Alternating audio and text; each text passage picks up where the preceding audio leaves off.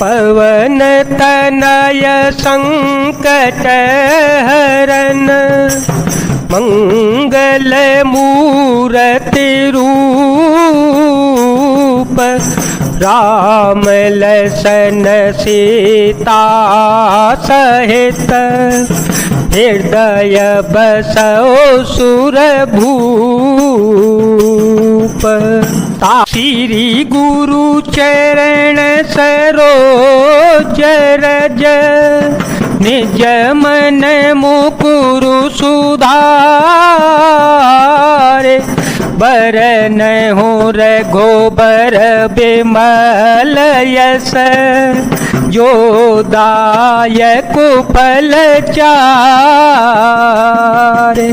बुद्धिहीन तनु जान के सुमिरो पवन कुमार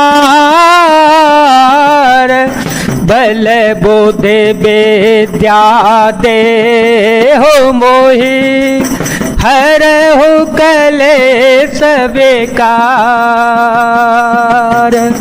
निज पद नयन दिए मन राम पद कमल लीन परम दुखी भापवन सुत देखी जानकी दीन।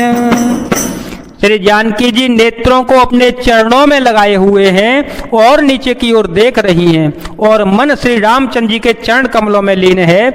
जानकी जी को दीन दुखी देखकर पवन पुत्र हनुमान जी बहुत ही दुखी हो गए। तरो पल्लव महुरा लुकाई करे विचार करो का भाई। ते अवसर रावण तयावा संग नारे बहु किए बनावा। बहु बेदे खल सीता ही समुझावा सामदान भय भेद देखावा। कह रावण सुनु सुमुखी सयानी कह रावण सुनु सुमुखी सयानी। मंदोदरी आदि सवरानी तव अनुचरी करऊं पन मोरा। तव अनुचरी करऊं पन मोरा। एक बार बिलो कुम मयोरा। तन धरियो कहति बैदेही सुमिरि अवधपति परम स्नेही। श्री हनुमान जी वृक्ष के पत्तों में छिप रहे और विचार करने लगे कि हे भाई क्या करूं, इनका दुख कैसे दूर करूं। उसी समय बहुत सी स्त्रियों को साथ लिए सज धज कर रावण वहां आ गया। उस दुष्ट ने सीता जी को बहुत प्रकार से समझाया, साम दान भय और भेद दिखलाया। रावण ने कहा, हे सुमुखी हे सयानी सुनो मंदोदरी, आज सब रानियों को मैं तुम्हारी दासी बना दूंगा। यह मेरा प्रण है, तुम एक बार मेरी ओर देखो तो सही। अपने परम स्नेही कौशलाधीश श्री रामचंद्र जी का स्मरण करके जानकी जी तिनके की आड़ करके पर्दा करके कहने लगी। सुनु दस मुख जोत पे कासा कबहू के नलिनी करई विकासा। असमन समझु कहती जानकी खल सो दे नहीं रघुबीर बान की। सठ सुने हरिया नहीं मोही सठ सुने हरिया नहीं मोही।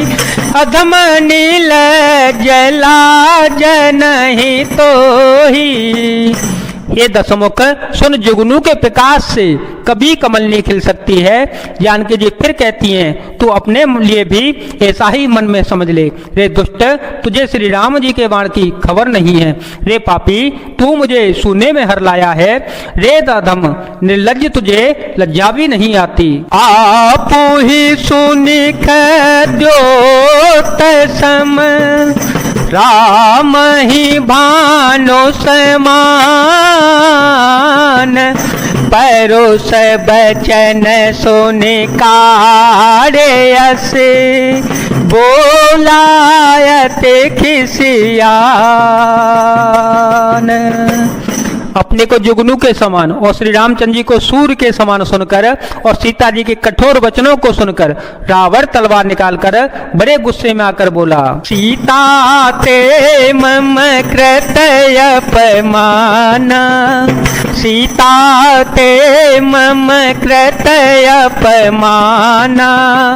कटिह हो तव सिर कठिन कृपाना। नाहित सपद मानो मम बानी।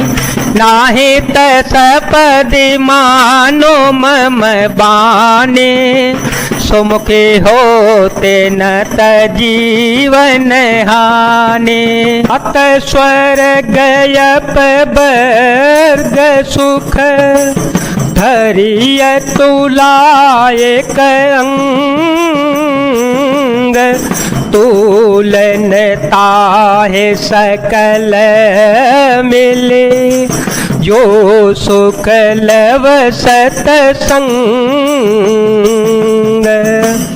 हे तात, स्वर्ग और मोक्ष के सब सुखों को तराजू के एक पलड़े में रखा जावे तो भी वे सब मिलकर दूसरे पलड़े पर रखे हुए उस सुख के बराबर नहीं हो सकते जो लव क्षण मात सत्संग से होता है। सब से नगर की जय सब काजा।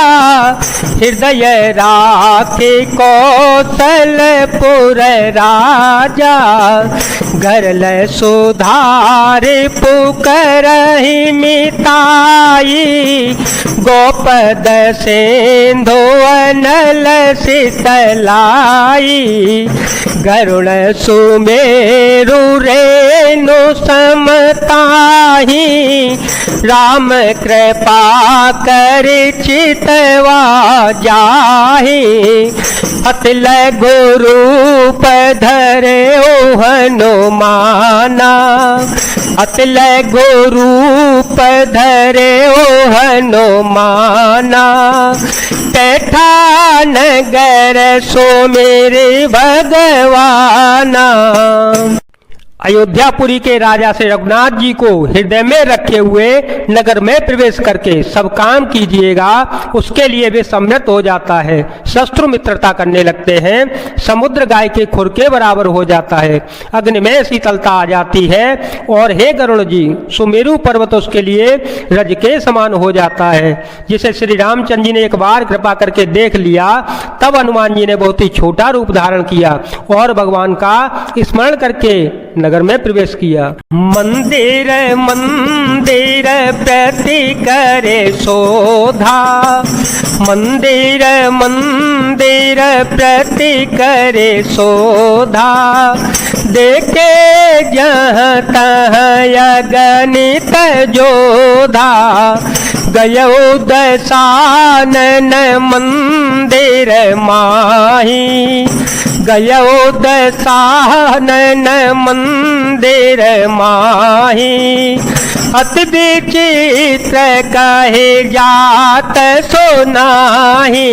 शयन किए देखा कपिते ही। शयन किए देखा कपिते ही। मंदिर महो नदी देही। भवन एक पुनि दीख सुहावा। हर मंदिर तहाँ भिन्न बनावा। उन्होंने एक एक प्रत्येक महल की खोज की, जहां तहां असंख्य योद्धा देखे। फिर वे रावण के महल में गए। वह अत्यंत विचित्र था, जिसका वर्णन नहीं हो सकता। हनुमान जी ने उस रावण को शयन किए देखा, परंतु महल में जानकी जी को नहीं देखा। फिर एक सुंदर महल दिखाई दिया, वहां उसमें भगवान का एक अलग ही मंदिर बना हुआ था। रामायुध अंकित ग्रह शोभा वर्णिन जाए, नव तुलसी का वृंद देखे हरस कपिराए। वह महल श्री राम जी के आयुध धनुष बाण के चिन्हों से अंकित था, उसकी शोभा वर्णन नहीं की जा सकती।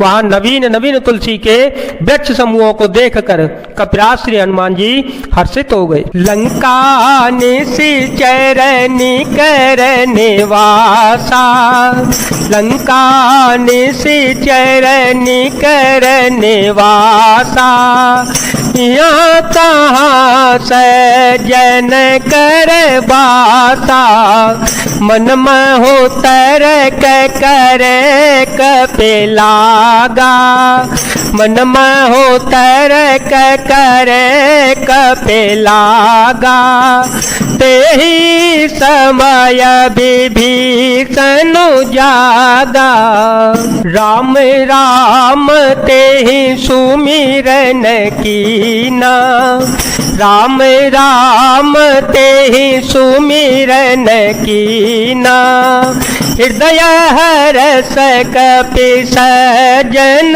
चीना, सन हट करे हो पहचाने, सन हट करे हो पहचाने, साधु ते हो नकार जहानी। लंका तो राक्षसों के समूह का निवास स्थान है, यहाँ सज्जन साधु पुरुष का निवास कहाँ से आया। हनुमान जी मन में इस प्रकार तर्क करने लगे। उसी समय विभीषण जी जागे